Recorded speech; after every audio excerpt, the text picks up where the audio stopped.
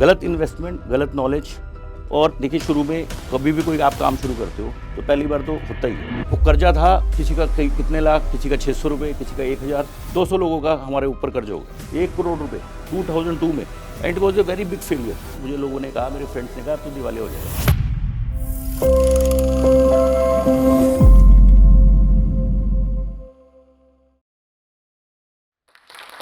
10वीं पास लड़के की एक कहानी आज आपको बताने जा रहा हूँ, जो दिवालिया भी हुआ, दिवालियापन भी देखा, 1000 से काम भी शुरू करा और आज 100 करोड़ की कंपनी भी बनाई। तो चलते हैं इस कहानी की ओर। नमस्कार, मेरा नाम है एम के भाटिया और आज मैं हूँ जोश टॉक्स में।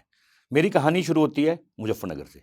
दोस्तों, मुजफ्फरनगर का नाम आपने सुना ही होगा, अलग अलग चीज़ों के लिए मशहूर है। वहीं से एक कहानी है एम के भाटिया की। तो चलते हैं, आपको बताते हैं अपनी कहानी। मेरे दादाजी पाकिस्तान से आए थे और उन्होंने यहाँ आके बहुत अच्छा मुजफ्फरनगर में अपना नाम बनाया। भट्टे, क्रैशर्स उन्होंने सब बनाए। उनकी हमारी बड़ी फैमिली थी और मेरा जन्म वहाँ हुआ। और लाइफ में बहुत सारे उतार चढ़ाव भी शुरू हो गए। जब ज़िंदगी है तो कुछ ना कुछ शुरू होगा। अनफॉर्चुनेटली मेरी मदर की डेथ हो गई, मैं 5 साल का था। और देखिए, मेरे फादर की सेकंड मैरिज हो गई। मुझे बड़ी दिक्कत हुई। मेरा बचपन जो है बड़ा टफ गुजरा। मतलब मैं किसी से बात नहीं कर सकता था। मेरे कई जो क्लासमेट्स थे, उनकी मम्मी आती थी टीचर्स के पास, कहती थी इसके साथ सीट बदल दो। मैं ये कहता था कि मेरे साथ ऐसा क्यों हुआ? मतलब मेरे साथ कोई बैठता ही नहीं था। कहीं से मैं जा रहा होता था तो कभी कोई कह रहा होता था, मजाक उड़ा रहा होता था कि देखो इसकी मदर की डेथ हो गई, ये हो गया, वैसे हो गया। तो मैंने पढ़ाई करना लिखना छोड़ दिया। उसके बाद मेरी लाइफ में कुछ चेंज आया। बीच में क्या हुआ कि मेरी बुआ मुझे मुंबई ले गई और मुंबई की चकाचौंध देख के, मतलब एक मुजफ्फरनगर में छोटे से शहर में रह के और मुंबई में काफ़ी दिन रहा। वहाँ रह के मेरे को फ़िल्म स्टार्स मिले, उनकी शूटिंग देखने जाता था। तो वहाँ से मुझे बड़ा, मतलब मेरी लाइफ में चेंज आ गया, मैं सपने देखने लगा। इसी बीच फ़ादर का मेडिकल स्टोर का जो काम था वो थोड़ा मतलब डाउन हो गया, फ़ादर की भी तबीयत ख़राब रहने लगी। तो मुझे मौका मिला मेडिकल स्टोर पे बैठने को। दोस्तों, वो सज़ा भी हो सकती थी, सज़ा ही थी एक तरह से कि 10 मतलब 12-13 साल का था, मुझे मेडिकल स्टोर पे बैठना था। 24 घंटे मैं मेडिकल स्टोर पे बैठा। बट वही सज़ा मेरे लिए एक वरदान साबित हो गई, क्योंकि वहीं बैठ के मैं सपने देखता था। तो फ्रेंड्स, मैं सपने देखता था, लोग मेरे पे मज़ाक उड़ाते थे कि ये बहुत सपने देखता है, मुंगेरी लाल के सपने। अरे सपने भी कभी पूरे होते हैं क्या किसी के? तो हँसते थे सब मेरे पे। ऐसे करते-करते मैं 19 साल का हो गया। मुझे किसी ने बताया कि बहादुरगढ़ में मतलब जो है फैक्ट्रीज़ है बहुत सारी। तो उसी पीरियड में नई-नई कंपनीज़ आ रही थी और मैं जैसे मैनकाइंड मेरे सामने आई, मूव मेरे सामने आई, मैक्लोइड्स मेरे सामने आई, तो उनकी स्टोरी सुनता था कि वो कैसे मेडिकल रैप से, कैसे मेडिकल स्टोर से उन्होंने इतनी बड़ी कंपनी बना ली। तो मैं सपने देखता था कि मैं भी कंपनी बनाऊँगा। तो 19 साल का हो चुका था। किसी ने कहा बहादुरगढ़ चला जाओ, वहाँ फैक्ट्रीज़ है बहुत सारी। मैं भी मेडिकल स्टोर पे जैसे प्रोडक्ट सेल करता था, उस पे लिखा होता था मैन्युफैक्चर्ड बाय दिस कंपनी इन बहादुरगढ़। तो जी किसी से पूछा कि बहादुरगढ़ कैसे जाया जाएगा? तो किसी ने बताया कि ऐसे-ऐसे दिल्ली से बहादुरगढ़ जाना है। तो मैं बहादुरगढ़ गया। तो क्या हुआ कि पूरा दिन हो गया मुझे। सुबह से दोपहर हो गई, 4 बज गए, 5 बज गए, गर्मियों का टाइम था और ना मेरे पे कार थी, ना मेरे पे कोई वाहन था। कभी पैदल जा रहा था, कभी ऑटो पे जा रहा था। ना इंटरनेट का ज था उस टाइम। तो एक फैक्ट्री के दरवाजे पे हम पहुँचा, तो उनसे मैंने कहा कि ऐसे-ऐसे मुझे मिलना है। तो मुझे वहाँ बुला लिया गया, ऊपर मुझे बुलाया गया और आज भी काफ़ी अच्छा उनका यूनिट है और अच्छे रिलेशन है उनसे। उस टाइम उन्होंने 2 घंटे मैंने उनसे जो-जो इन्फॉर्मेशन थी, जो-जो प्रोडक्ट्स मुझे बनवाने थे, मैंने सारी इन्फॉर्मेशन ली कि कैसे इसका लाइसेंस आएगा, कैसे इसको हमें क्या-क्या फ़ॉर्मेलिटीज़ पूरी करनी है, कैसे ये ट्रेडमार्क होगा। तो उन्होंने मुझे सब कुछ गाइड किया, कॉस्टिंग भी दे दी कि ये प्रोडक्ट ऐसी कॉस्ट इतने में बनेगा, ऐसे-ऐसे लाइसेंसिंग होगी। उन्होंने बताया कि मैं सब कुछ अरेंज कर दूँगा, पैकेजिंग भी मैं आपको बता दूँगा, सब कुछ बता दूँगा। आई वाज़ वेरी हैप्पी कि जो सपना मैं देख रहा था, आज लकीली मैं उस जगह पे पहुँच गया। चाहे मुझे पूरा दिन लग गया या मुझे ये याद नहीं है कि 1 दिन रुका मैं या 2 दिन था यहाँ। मुझे पूरा दिन लग गया, किसी कोई फैक्ट्री नहीं खोल रहा था, मतलब दरवाज़ा नहीं खोल रहा था। आज लकीली किसी ने तो दरवाज़ा खोला, तो मैंने उनसे उठ के चलने लगा। मैं कहा, "सर नमस्कार, मैं आता हूँ जल्दी।" वो कहने लगे, "अरे भाई! ऐसे कैसे? 2 घंटे से मैं सारा काम छोड़कर मैं बिज़नेस करने बैठा हूँ यहाँ पे, ऐसे नहीं बैठा। सारा काम छोड़कर मैंने तुम्हें सारी इन्फॉर्मेशन दी, सब कुछ करा। ऐसे नहीं होता। अगर नहीं करना था तो पहले ही बता देते, टाइम क्यों वेस्ट किया?" मैंने कहा, "सर करता हूँ, आप यकीन रखिए।" तो उन्होंने कहा, "नहीं भाई, ऐसे नहीं होता। मैं अब बिल्कुल बात नहीं करूँगा तुम्हारे से।" नाराज़ हो गए वो। अब वो नाराज़ हो गए, तो मुझे भी बड़ा टेंशन हो गई। मैं कहा, "यार, एक बंदे ने तो मेरे को दरवाज़ा खोला और अगर वो ही नाराज़ हो गए तो मैं क्या करूँ?" मैं कहा, "सर नाराज़ ना हो, मैं पैसे नहीं लाया, कुछ टाइम दे दो मुझे, मैं करता हूँ।" कह रहे, "कुछ तो होगा जेब में।" मेरी जेब में ना 1000 रुपये थे एक्स्ट्रा, मतलब जो अपना 100-200 रुपये जो भी आने जाने के ट्रैवल के अलावा।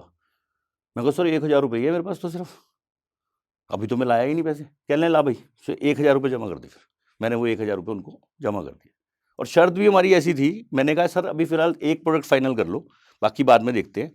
तो शर्त ऐसी थी, मतलब एग्जैक्ट अमाउंट तो ध्यान नहीं कितने का उस बिलिंग बन रहा था। उन्होंने कहा था कि ये डील तब होगी, मैं तुम्हारी सारी फॉर्मेलिटीज तब शुरू करूंगा जब 1 हफ्ते के अंदर 9000 रुपये आप और दे दोगे, तो आपके 1000 बचे रहेंगे, 9000 और आ जाएंगे तो 10,000 आ जाएंगे, उसके थोड़े दिन बाद आपको इतने पैसे और जमा करने हैं, नहीं तो ये 10,000 खत्म हो जाएंगे। तो फ्रेंड्स, मैंने क्या करता, मैं डील कराया, क्योंकि मैं उन्हें नाराज़ नहीं करना चाहता था, और उस 1000 से कहानी शुरू होती है।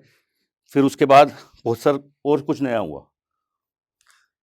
हमने उन्हें ऑर्डर दिया, थोड़े फॉर्मेलिटीज़ पूरी करी, पैसे अरेंज करे मैंने, जहाँ से भी फंड्स मैं अरेंज कर सकता था, किसी लोन पे लिया, किसी से इंटरेस्ट पे लिया, और मैंने काम शुरू किया। उसके थोड़े टाइम बाद मैं उसको एक्सपेंड करता रहा। नॉलेज थी नहीं मेरे को। देखिए, सबसे इंपॉर्टेंट चीज़ लाइफ में पता है क्या होती है? नॉलेज। जब तक नॉलेज ना हो, कोई काम हो ही नहीं सकता। तो मैं समझ सकता हूँ कि उस टाइम नॉलेज भी ले रहा था। लोगों को मैंने, कई लोगों को अपने साथ जोड़ा, जो कोई कह रहा था मैं इस कंपनी से हूँ, मैं इस कंपनी से हूँ, मुझे बिल्कुल भी नॉलेज नहीं थी। मैं तो एक मेडिकल स्टोर पे बैठता था, मुझे कैसे पता हो कि डॉक्टर से बात कैसे करते हैं? तो हमने काम शुरू करा, कुछ लोगों का अपॉइंट किया, एक्सपेंडिचर होता गया, कुछ जगह इन्वेस्टमेंट हो गई। और एक और सीन बड़ा अच्छा है, मैंने पैकेजिंग मटेरियल बनाया, जैसे हमें प्रमोशनल मटेरियल बनाना होता है। नॉलेज थी नहीं मेरे को, काम कभी किया नहीं था। मैंने जितने भी डिज़ाइन बनवाए ना, सारे के सारे डिज़ाइन, सबके, किसी में कोई स्पेलिंग मिस्टेक, किसी का कुछ, लोगो तक बनाना नहीं आता था कि लोगो कैसे बनाए, लोगो इतना अजीब सा लोगो, वो सारा कबाड़ में फेंकना पड़ा, मतलब जितनी भी पैकेजिंग मटेरियल था, बल्कि घर में तो डांट भी पड़ी। उसके बाद 2002 में काम चलता रहा, जैसे मैं 2-3 साल करता रहा, कुछ ना कुछ कोशिश करता रहा, कुछ सिटीज़ में हमने लॉन्च किया। 2002 में सिस्टर की शादी हुई, शादी करी, कर्जा भी था मेरे पे। अब सिस्टर की शादी करी, पर मैंने कुछ प्लान बनाए हुए थे कि ऐसे हम ऐसे-ऐसे, मुझे कुछ डॉक्टरों ने सपोर्ट किया कि भई आप करो, मैंने उनसे रिलेशनशिप बिल्डअप किए। प्रोडक्ट हमारे अच्छे थे, अच्छी क्वालिटी के हमने प्रोडक्ट्स लॉन्च किए, इस पे हमने सबसे पहले ध्यान दिया। पर अनफॉर्चुनेटली होता क्या है कि बीच में जब मैं एक्सपेंड कर रहा था, तो मेरे पास तो कोई नॉलेज नहीं थी, ना कोई फ्रेंड्स, ना कोई रिलेटिव्स, ना मुझे ये पता था बैंक से फंड कैसे मिलता है, फंड कैसे मिलता है। मैं तो सोच रहा था कि मैंने क्या करा कि कुछ, मतलब एक्स्ट्रा अमाउंट पे लोगों से पैसा ले लिया। उसके बाद वही प्रॉफ़िट वो करते रहे, और मेरे पे कर्जा बढ़ता चला गया। गलत इन्वेस्टमेंट, गलत नॉलेज। और देखिए, शुरू में कभी भी कोई आप काम शुरू करते हो, तो पहली बार तो होता ही है, परंतु मेरे साथ 1 करोड़ रुपए का कर्जा हो गया, सिस्टर की शादी, प्रॉपर्टी बेचने के बाद। और वो दिन था मेरी कहानी की दूसरी शुरुआत। मैं बहुत परेशान हुआ, क्या करूँ, कैसे करूँ? एक दिन तो ऐसा भी हुआ, मुझे लोगों ने कहा, मेरे फ्रेंड्स ने कहा, "अब तू दिवालिया हो जाएगा।" मैंने कहा, "भाई दिवालिया का मतलब क्या होता है? मुझे तो दिवालिया का मतलब ही नहीं पता।" फिर उसने कहा, "जब दिवालिया हो जाते हैं, तो आपकी लाइफ में ना तो आपको कोई पैसा देगा, और आप कुछ कर ही नहीं सकते, आप कहीं बिज़नेस ही नहीं कर सकते, आप बैंक को पैसा नहीं दोगे, इसको पैसा नहीं दोगे, कुछ नहीं कर सकते आप अपनी लाइफ में।" बड़ा रोया। मैंने तब तक सबको डिस्क्लोज़ नहीं किया था कि फँस चुका हूँ। मैंने पहले पता क्या करा? सबसे पहले मेरे पास जो पैसे थे ना, मैं बढ़िया से रेस्टोरेंट में, मेरठ में था मैं उन दिनों, खाना खा के आया। मैं कहा, "भाई कल कल कल देखेंगे, पहले आज खाना तो खा लो, क्या पता कल मिले ना मिले।" फिर हमारी कहानी शुरू होती है। मेरी सिस्टर की शादी हुई, फेलियर आए। मैं जहाँ पे भी था, मेरे को सबको पैसे मिलने बंद हो गए, तो सब मेरे को आ गए मेरे पास, कहने, "हमारे पैसे दो, हमारे पैसे दो।" उसी पीरियड में फ़ादर की तबीयत ख़राब हो गई, मेडिकल स्टोर भी बंद हो गया, और किसी के 600 रुपए देने, किसी के 2000 देने, किसी के 1 लाख देने, किसी के 10 लाख देने। इतना भारी भरकम कर्जा हो गया, और कोई रास्ता नहीं था मेरे पास, कोई रास्ता नहीं था। उधर से सिस्टर की नई-नई शादी हुई, कुछ जैसे सामान खरीद लेते हैं हम, कुछ पैसे रह गए, किसी के फ्रिज के 2000 रह गए, किसी के वो रह गए, वो उनके घर पहुँच गए कि लाओ जी हमारे पैसे दो, नहीं तो सामान दो। उनके लिए बड़ा बुरा बुरा दिन था, और मेरे लिए भी बहुत बुरा दिन था कि मैं अपनी बहन की, जिसकी शादी करी है, आज वो इस मुसीबत में पड़ गई। मेरे पे कोई ऑप्शन ही नहीं था। सब कह रहे थे क्या करूँ? मैं जाता था सबके पास कि मैं सर आपके पैसे दूँगा। वो कहते देगा कहाँ से? जब तेरे पास कुछ है ही नहीं। अच्छा, 2 प्रॉपर्टी थी हमारी, वो कुछ लोग पीछे पड़ गए कि भाई ऐसा है, ये हमें दे दे। कुछ मतलब चलती भी रही। तो उस लड़ाई-लड़ाई में क्या होता था, मुझे कोई, कभी कोई पकड़ के ले जाता था, कभी कोई पकड़ के ले जाता था। एक बंदे के तो ऐसे पैसे थे 10-12 हज़ार पैसे थे, पर वो थोड़ा बंदा बदमाश टाइप का था। उठा के वो सुबह ही हमारे घर पे आके ज़ोर-ज़ोर से हॉर्न बजाता, ज़ोर-ज़ोर से हॉर्न बजाता। हम सोच रहे भाई चुप तो कर जाओ, चुप तो कर जाओ, हम दे देंगे पैसे, शोर बेइज़्ज़ती मत करो। वो कहता था कोई मैं सामान उठा के ले जाऊँगा तुम्हारा, ये ले जाऊँगा। मोहल्ले में हमारी बड़ी बेइज़्ज़ती हो रही थी, बहुत दिक्कतें आ रही थी। पर सुधरा नहीं कुछ भी नहीं सुधरा और चीज़ें मुश्किलें और बढ़ती चली गई। हालत ये हो गई, कुछ लोगों से हमने पैसे लेने थे, जिनसे पैसे लेने थे उन्होंने क्या करा कि पैसे ना देने पड़ जाए, उन्होंने मार्केट में पूरी अफ़वाह फैला दी कि भाटिया तो भाग गया, भाटिया तो भाग गया। भाई साहब मैं भागा कहाँ था, ताले किसी ने लगा दिए दुकान पे, मैं तो यहीं था। परंतु अब मैं जहाँ मिल जाता था लोग बिठाए, आ भैया आ जा मेरे साथ बैठ। बहुत कोशिश करी, कोई रास्ता नहीं निकला। उसके बाद मैंने सब कहने लगे सुसाइड ही करेगा और वाक़ई मेरी लाइफ़ में मेरा भी मन करा कि क्या करूँ, ऐसी जिल्लत वाली ज़िंदगी जी के क्या फ़ायदा होगा। आप सब जानते ही हैं कि जब किसी को बिज़नेस में लॉस हो जाए, आजकल भी कई बार व्यापारी कर लेते हैं कि भाई मतलब मैं सुसाइड कर लूँ, तो मेरे भी वही सिचुएशन आई। पर दोस्तों सुसाइड कोई सॉल्यूशन नहीं है। देखिए अगर उस टाइम में डर जाता, घबरा जाता तो आज आपके सामने ना होता।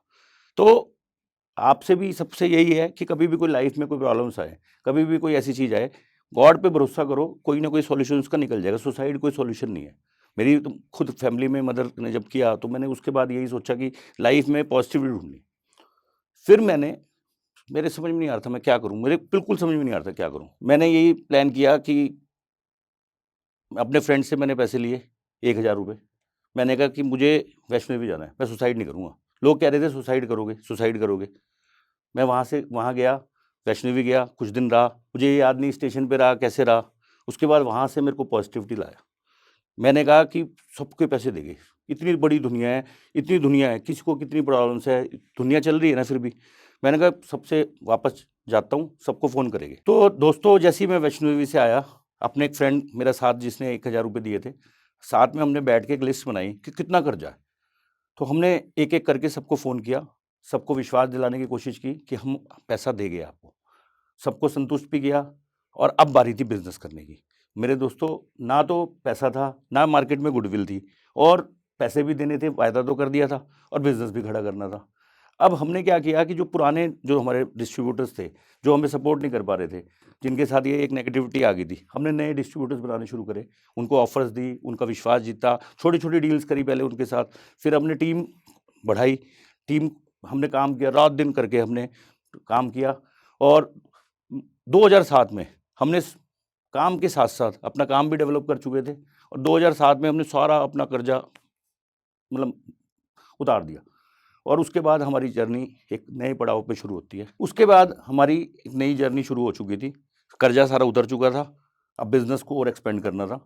मार्केट्स हम सर्च करते रहे, हमारी टीम रखी, मैंने भी सर्वे किया, बहुत सारे शहरों में खुद गया, वहाँ मार्केट सर्वे किया कि काम कैसे एक्सपेंड कर सकते हैं। 2010 में कंपनी को हमने प्राइवेट लिमिटेड किया कि सपना था कि कंपनी को बड़ा करना है, तो इसको 2010 में हमने इनकॉर्पोरेट करा। उसके बाद अलग-अलग सिटीज़ में हम मतलब मोर देन 50 सिटीज़ में हमने अपनी टीम अपॉइंट करी और करते-करते बीच में हमने दिल्ली में भी एक ऑफ़िस लिया और उसके बाद हम पहुँचते हैं चंडीगढ़ 2015 में। 2015 में चंडीगढ़ से हमारी एक नई जर्नी शुरू हुई। वहाँ भी पहले तो इंटेंशन ऐसी थी कि बड़े शहर में जा रहे हैं कि टीम कैसे अपॉइंट करेंगे। फिर धीरे-धीरे हमने टीम अपॉइंट करी, बढ़ते गए, वहाँ पे लोगों का विश्वास जीता, गुडविल बनाई। मार्केट में जितने भी मैन्युफैक्चरर्स थे, जिनसे भी हमारे एसोसिएट्स थे, उनसे हमने गुडविल बनाई और आते-आते 2018-19 में हमारा वहाँ पे सबसे बड़ा ऑफ़िस हो गया था चंडीगढ़ में। मतलब 8 फ्लोर का ऑफ़िस हमारा था। उसके बाद हमारी जर्नी चलती चली गई। दोस्तों हम लोग जो हैं टीम अपॉइंट करते गए, लोगों का विश्वास जीतते रहे और 2025 तक आते-आते आज हमारी जो कंपनी की वैल्यूएशन है 100 सीआर की है और पूरे इंडिया में हमारा वैल्यूएबल प्रेज़ेंस है। और देखिए जर्नी कहाँ से शुरू हुई थी, ₹1000 से शुरू होकर आज मतलब इस मुकाम पर है। और मैं एक ही चीज़ कहना चाहता हूँ इसमें कि लाइफ़ में जो लाइफ़ मिली है ना, उसको कभी भी हिम्मत मत हारो। आपको एक ही लाइफ़ मिली है, देखिए कहाँ इतने सारे फेलियर्स आए। जर्नी थी, अगर हमने विश्वास रखा तो आज इस मुकाम पे हैं, जो स्टॉक्स पे हैं। तो मेरा सभी से यही वो है कि आप अपनी लाइफ़ में जो भी करना है और मैं आपको 1-2 चीज़ें और बताना चाहूँगा। मेरी सारी जो लाइफ़ है वो सपनों पे है। मैं तो एक डायलॉग भी है कि अपने तो सिर्फ़ अपने होते हैं मेरे दोस्त और सपने भी सिर्फ़ अपने होते हैं। कि जो सपने देखता है सपने उसी के पूरे होते हैं, जो सपने ही नहीं देखता उसके कभी सपने पूरे नहीं होते। लाइफ़ में प्रॉब्लम्स आई, बहुत सारी आई, हर फ़ेज़ में प्रॉब्लम्स आई, रोज़ आएगी। हमने अपना एक स्लोगन बनाया, problems are lucky for us. जब हमने प्रॉब्लम्स को लक ढूंढना शुरू करा तो जितने भी फेलियर्स आए हम उन सब फेलियर से निकलते चले गए। और हमारा विषय है कि जो 1000 से 1 करोड़ के लॉस तक, आज 100 करोड़ के ग्रुप तक, हमारा एक ही विजन है, इसको आने वाले टाइम में 1000 करोड़ का ग्रुप बनाएंगे। तो दोस्तों, लाइफ में कभी घबराना नहीं चाहिए, जितनी भी बड़ी प्रॉब्लम्स हो, अगर आप सॉल्यूशन ढूंढने की कोशिश करेंगे तो हमेशा सॉल्यूशंस मिलेंगे। और लाइफ में अगर आप हिम्मत करते हो, जोश करते हो, तो सारी प्रॉब्लम्स भी आपके आगे छोटी पड़ जाती है। मेरी कहानी आपके सामने है कि कहाँ 1000 से शुरू होकर कहाँ इतने बड़े फेलियर से लेकर आज इतना बड़ा एम्पायर बन गया। इसमें सबसे इंपॉर्टेंट चीज़ है कि आपको ट्रस्ट होना चाहिए अपने आप पे, गॉड पे ट्रस्ट होना चाहिए कि आप कोई भी चीज़ आएगी आप उसको हिम्मत करोगे और उसमें आप विन कर जाओगे। तो मेरी सभी से यही है कि कभी भी हिम्मत मत हारो। आज हमारे पूरे इंडिया में नाम है, 51 कार्स हम लोगों ने, आपने देखी होगी हमारी न्यूज़, ये बड़ी वायरल हुई। तो ये अगर हम हिम्मत करिए, हमारी टीम ने हमें साथ दिया, ये उसी का एक अवार्ड है और एक मिसाल भी है। और मैं कार की भी एक कहानी बताता हूँ। लोगों ने मेरे से पूछा कि कार क्यों लेते हो, कार क्यों दी आपने इनको।